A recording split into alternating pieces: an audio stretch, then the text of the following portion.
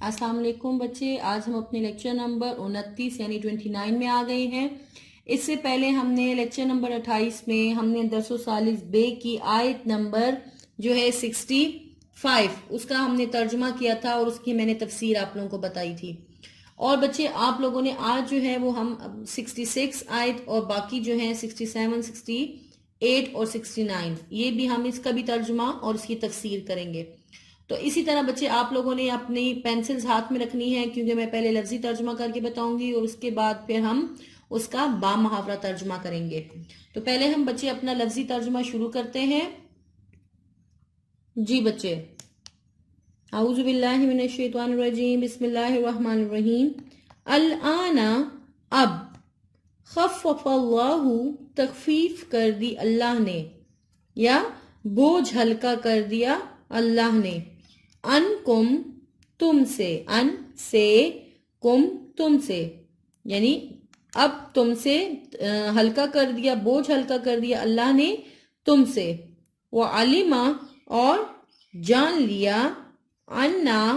بے شک، فیکم، تم میں، ضعفن، کمزوری ہے، فَإِن یکن، پس اگر، یکم منکم، ہوں گے تم میں سے، پس اگر ہوں گے تم میں سے، میاتن،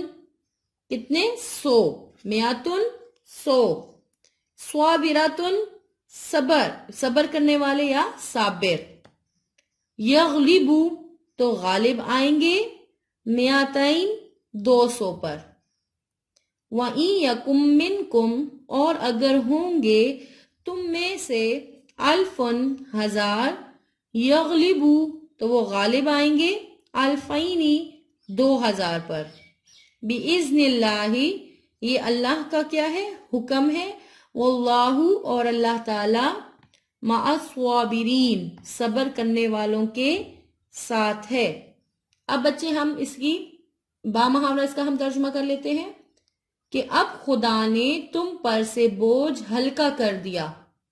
اور معلوم کر لیا کہ ابھی تم میں کسی قدر کمزوری ہے، پس اگر تم میں 100 ثابت قدم رہنے والے ہوں گے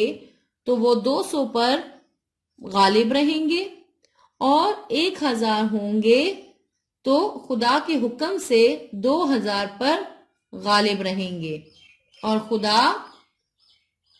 ثابت قدم رہنے والوں کا مددگار ہے۔ اب بچے ہم اس آیت کی تفسیر کی طرف آ جاتے ہیں۔ جی بچے، تو میں پہلے آپ لوگوں کو پچھلی آیت کا تھوڑا سا حوالہ دے دیتی ہوں کہ یہاں پر رسول اللہ صلی اللہ علیہ وآلہ وسلم کو اللہ تعالیٰ مخاطب ہیں اور بتا رہے ہیں کہ آپ مسلمانوں کو جہاد کے لیے ترغیب دیں۔ سب سے پہلی آیت میں اللہ تعالیٰ نے ایسی، یعنی رسول اللہ صلی اللہ علیہ وسلم کو ایسی ترغیب دینے کے لیے کہا کہ وہ اس قدر مجبور ہو جائیں کہ وہ کام کر لیں اور اس راستے سے پیچھے نہ ہٹیں، یعنی جہاد کریں، اس کے لیے تیار ہوں اس حد تک۔ اور پھر میں نے آپ لوگوں کو بتایا تھا کہ 20 ثابت قدم جو ہوں گے وہ 200 کفار پر غالب آئیں گے، اور اگر 100 ہوں گے تو وہ 1000 پر غالب آئیں گے، یعنی کہ ایک مسلمان 10 کے برابر ہوگا، 10 کفار کا مقابلہ کرے گا، اس کے برابر ہوگا۔ اب جو اگلی آیت میں اللہ تعالیٰ یہاں پر فرما رہا ہے کہ یہاں پر کہ اب خدا نے تم پر سے بوجھ ہلکا کر دیا۔ کیا بوجھ ہلکا کر دیا؟ کہ جب اللہ تعالیٰ نے دیکھا کہ مسلمانوں کے لیے یہ حکم بڑا تکلیف دہ ہو رہا ہے، تو اس نے یعنی اپنے کمال رحمت سے مسلمانوں پر بوجھ ہلکا کر دیا، کیونکہ اس سے معلوم ہو گیا تھا کہ اتنی زیادہ جسمانی طاقت تو ہے ہی نہیں کہ جو ہے ایک مسلمان جو ہے وہ 10 کافروں کا مقابلہ کرے۔ چنانچہ اس حکم پر جو ہے نظر ثانی کر کے فرمایا گیا، اس حکم پر نظر ثانی کر کے فرمایا گیا کہ اگر تم میں جم کر لڑنے والے 100 ہوں گے، یعنی جم کر لڑنے والے 100 ہوں گے تو وہ 200 دشمنوں پر کیا آئیں گے؟ غالب آئیں گے، اور 1000 ہوں گے تو وہ 2000 دشمنوں پر غالب آئیں گے، یعنی حکم میں تخفیف کر دی۔ پہلے جو تھا وہ برابر تھے، ایک کافر پہلے حکم کے مطابق ایک جو تھا وہ 10 کے برابر تھا، ایک مسلمان 10 کفار کے برابر یعنی ہوگا اور اس کا مقابلہ کرے گا۔ پھر اللہ تعالیٰ نے یہاں پر تخفیف کر دی، تو یہاں پر فرمایا کہ ایک جو ہے وہ 2 کا مقابلہ کرے گا، ایک مسلمان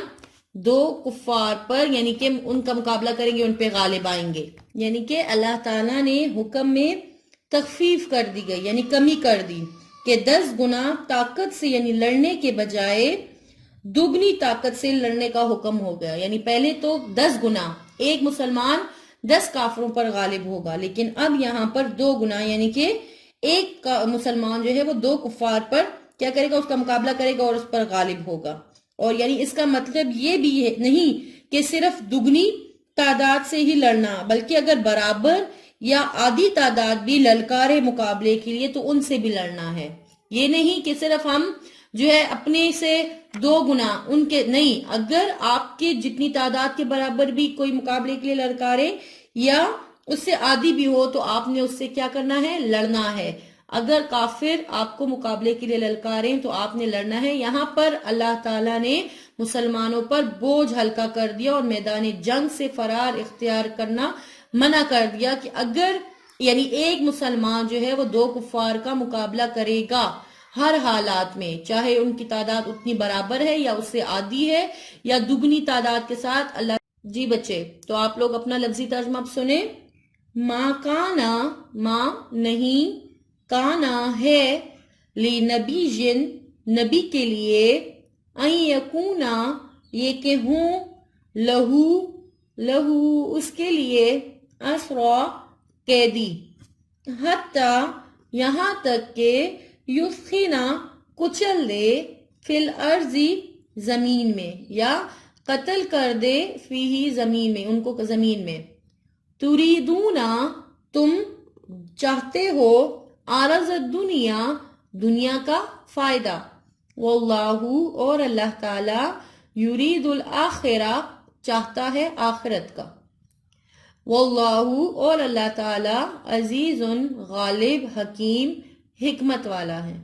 اگلی آیت کا بھی اس کے ساتھ ہی ریلیٹڈ تفسیر ہے، تو یہ آپ سارا سنیں۔ لولا اگر نہ، کتاب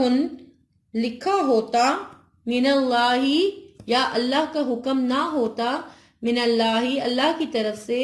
سبق پہلے، لمسکم ضرور آ لیتا، فیما تم میں جو، اخذتم لیا تم نے، عذاب عذاب، عظیم بڑا، فکلو پس کھاؤ، مما اس سے جو، غنیم تم نے مال غنیمت حاصل کیا، حلالن پاک، حلالن حلال، طیبن پاک، واتقو اور ڈرو، اللہ اللہ سے، ان اللہ بے شک اللہ تعالی، غفور الرحیم بخشنے والا رحم کرنے والا ہے۔ اب بچے آپ لوگ اس کی بامحاورہ ترجمہ سن لیں ذرا اس کا۔ پیغمبر کو شایان نہیں کہ اس کے قبضے میں قیدی رہیں جب تک کافروں کو قتل کر کے زمین میں کثرت سے خون نہ بہا دے۔ تم لوگ دنیا کے مال کے طالب ہو اور خدا آخرت کی بھلائی چاہتا ہے، اور خدا غالب حکمت والا ہے۔ اگر خدا کا حکم پہلے نہ ہو چکا ہوتا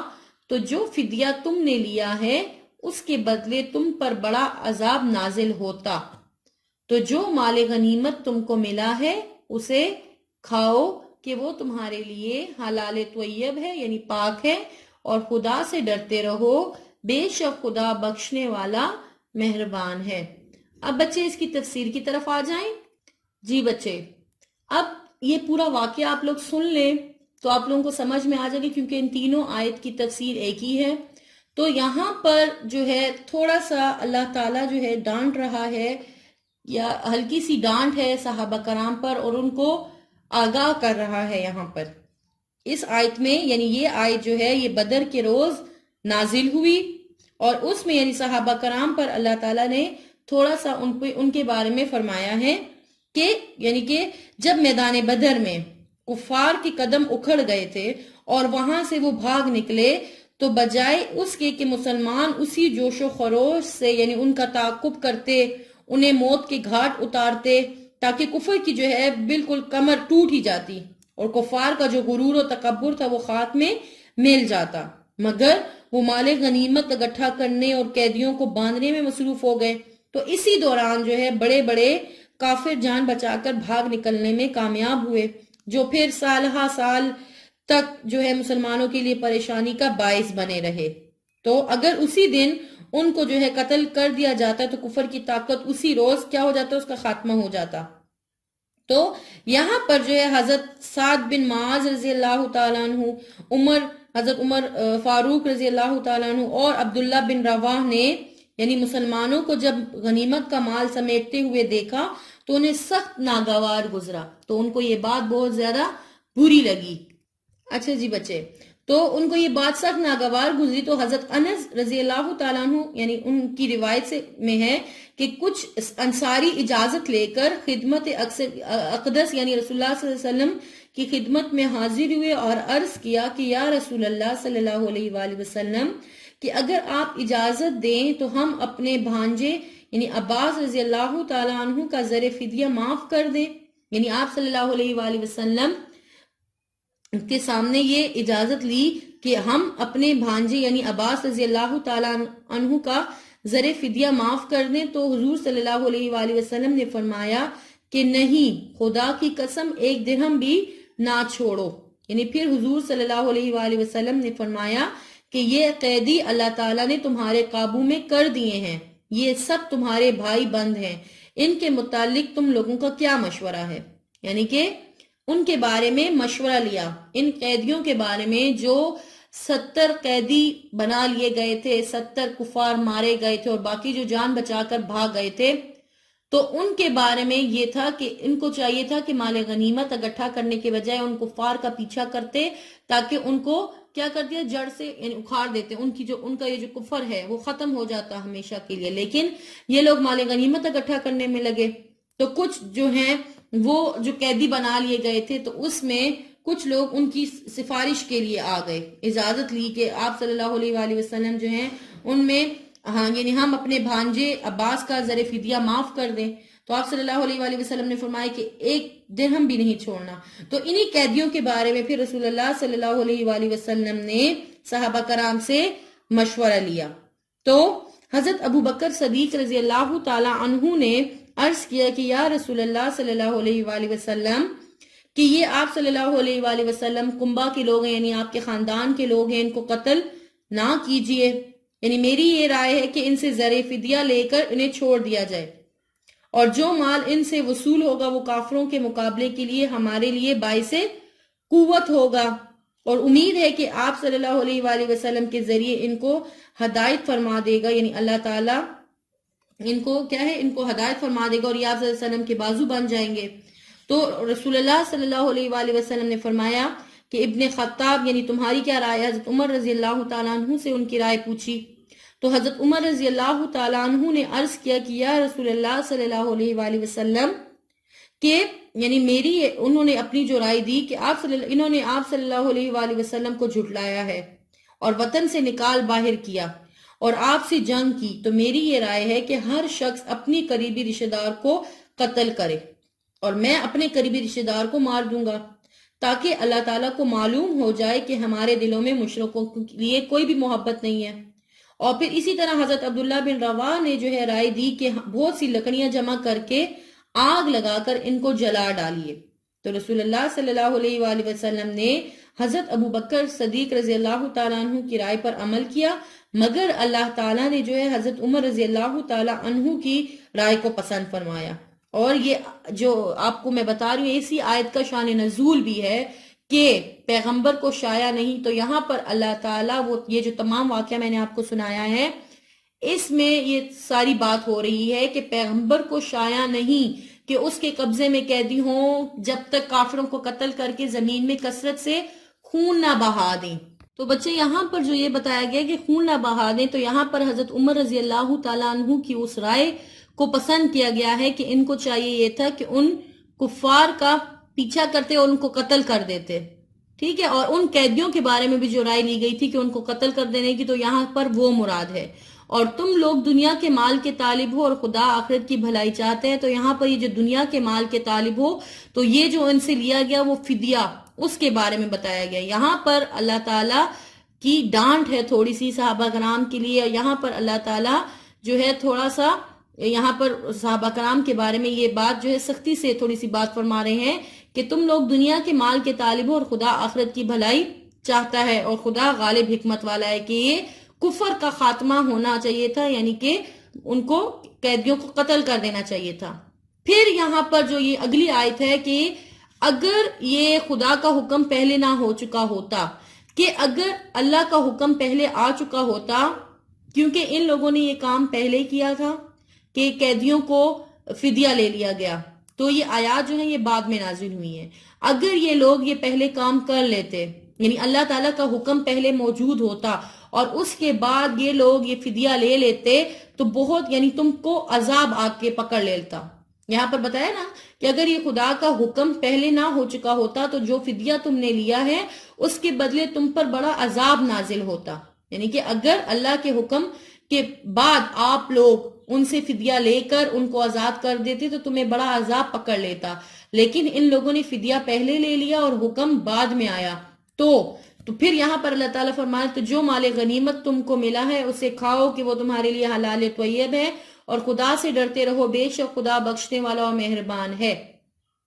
یہاں پر ہم دو باتیں مراد لے لیتے ہیں، ایک یہ جو فدیہ جو لیا گیا، ٹھیک ہے، اور دوسرا اب مال غنیمت بھی ملا. کیونکہ میں آپ کو پہلے بھی ایک بات بتا دوں کہ مال غنیمت جو ہے وہ پہلی قوموں پر حرام تھا، ایک جگہ پر اکٹھا کر کے رکھ دیا جاتا تھا، یعنی پہلی قوموں پر حرام تھا. تو ان کے لیے یہ حکم تھا کہ ایک جگہ پر لا کر اکٹھا کر دیا جاتا تھا، آسمان سے آگ آتی تھی اور اس کو ختم کر دیتی تھی. لیکن غزوہ بدر میں پہلی مرتبہ اللہ تعالیٰ نے مسلمانوں پر جو ہے یہ حلال کیا. پہلے یہ حرام تھا اور اللہ تعالیٰ نے پہلی مرتبہ مسلمانوں پر جو ہے پہلے حرام تھا اور اللہ تعالیٰ نے پہلی مرتبہ مسلمانوں پر غزوہ بدر میں حلال کر دیا. تو یہاں پر اللہ تعالیٰ فرما رہا ہے کہ جو مال غنیمت تم کو ملا ہے وہ کھاؤ، تمہارے لیے حلال طیب ہے، یعنی کہ پاک ہے. پہلی قوموں پر حرام تھا، یہاں پر تم پر حلال کر دیا. اور بے شک اللہ تعالیٰ بخشنے والا اور مہربان ہے، کہ پہلے جو کام تم نے کر لیا اس کو اللہ تعالیٰ بخشنے والا مہربان، یعنی کہ اللہ تعالیٰ نے اس کام کو معاف کر دیا. لیکن اگر اللہ کے حکم آنے کے بعد آپ لوگ یہ کام کرتے تو اس پر تمہیں سزا ملتی اور تمہیں عذاب پکڑ لیتا. تو بچے آپ لوگوں کو یہ سمجھ میں آ گیا ہے کہ میں نے آپ لوگوں کو یہ درس جو اس کی تفسیر بتائی، اس میں ہم آ جاتے ہیں تھوڑا سا دوبارہ میں آپ لوگوں کو ریویو لے کے بتاتی ہوں. یہ جو پہلی آیت ہے تو یہاں پر اللہ تعالیٰ نے ترغیب جہاد کی تیاری کے بارے میں جہاد کو پر ترغیب دی، ٹھیک ہے. پھر اس کے بعد یعنی جہاد پر ابھارنے کے لیے ترغیب دی. پھر اس کو یہ بات جو ہے پہلی پھر دوسری آیت میں تخفیف کر دی. پھر اس کے بعد اللہ تعالیٰ نے جو ہے یہ آیت اپنے نبی کے بارے میں کہ قیدیوں کے ساتھ کیا سلوک کرنا چاہیے تھا، ان کو قتل کر دینا چاہیے تھا اور مال غنیمت اکٹھا کرنے کے بجائے ان کا پیچھا کرنا تھا اور ان کے ساتھ ان کو یعنی کفر کی طاقت ختم ہو جاتی. لیکن یہ حکم جو ہے آپ لوگوں نے کام پہلے کر لیا، اللہ تعالیٰ کا حکم بعد میں نازل ہوا، تو اب جو کام ہو چکا ہے اس پر گناہ نہیں ہے، تو اس کے بارے میں اللہ تعالیٰ نے معاف کر دیا ہے. اور مال غنیمت بھی جو ہے پہلی مرتبہ اللہ تعالیٰ نے حلال کر دیا مسلمانوں پر جنگ بدر میں. تو بچے یہ ہمارا درس کمپلیٹ ہو گیا ہے اور اس کے الفاظ معنی بھی ہیں، آپ لوگوں نے وہ بھی اچھے طریقے سے یاد کرنے ہیں. جی بچے یہ میننگز ہے تقریباً 4. ہر ریز شوق دلاؤ ابھارو، اسغا قیدی یسخنا وہ خون ریزی کرے کچل ڈالے، عرض دنیا دنیا کے فائدے. تو بچے یہ آپ لوگوں کے الفاظ معنی ہے، اچھے طریقے سے یاد کرنے ہیں. نیکسٹ لیکچر میں ہم اپنے کوشچن جو ہے اس تمارین یعنی اس مشق میں ہمارا ایک سوال ہے اور ایک ہی مفہوم ہے، تو ہم انشاءاللہ نیکسٹ لیکچر میں پھر اس کا سوال کریں گے انشاءاللہ.